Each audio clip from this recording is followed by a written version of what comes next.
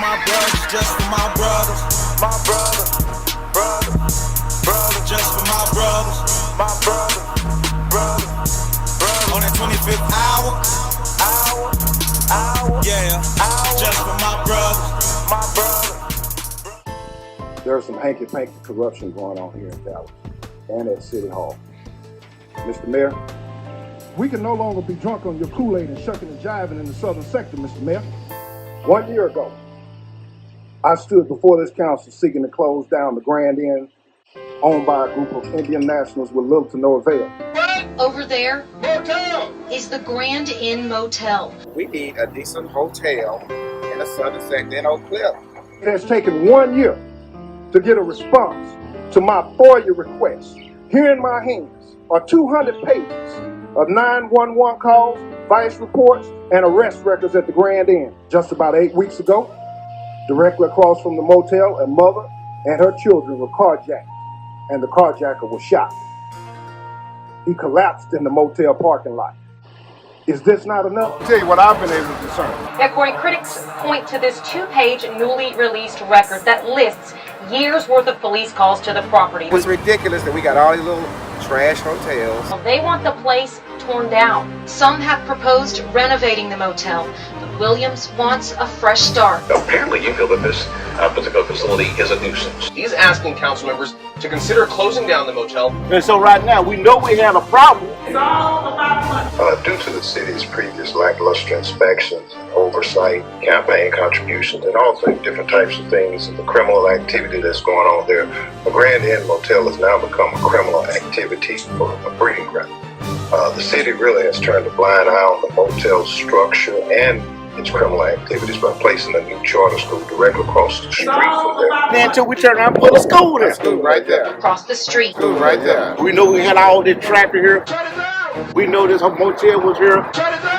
But we still put a charter school here. Yeah, but that doesn't get rid of the crime here. We hear about crime in our community all the time. All of the hot sheet motels, Y'all got too much crime. we will continue to make an aggressive We got a place like this facilitate crime. and move toward getting rid of. Blind eyes to inspections and suspect contributions point to some nefarious activities going on. You mentioned earlier about campaign contributions. Have you found that these businesses are showing into the campaigns of some of our elected officials? Absolutely. Mr. Mayor, let me be clear. You, along with other council members, receive the same contributions. And you think that has an impact on the fact that it's still open? I certainly will not hide the information that has been gleaned. It has been reported and documented that former councilman Caraway received $125,000 in campaign contributions from the same Indian nationals. How do we stop stuff like this from happening in the future? These contributions appear to be rather suspect. They appear to be suspect based on the Purge campaign finance reports I uncovered pre-Purge. On November the 17th, 2017, the city requested that the motel come into compliance with all 122 rooms by that date. It has not happened. We did call over to the motel to try to speak with someone about this. The person that answered the phone told us they had no comment and hung up. This motel is just down the street from Councilman Atkins' house. So they owe probably was $100,000 and some odd $1,000 in franchise tax. Hotel occupancy tax. That's correct. And also they owe $60 over $19 or $20 million in water They bill. do too. What in the world did Councilman Tanel Atkins just reveal? A $19 or $20 million in water They bill. do too. So we got to be very, very careful what we do when we do anything. Where did that money go? So where and who got that money? This murderous motel.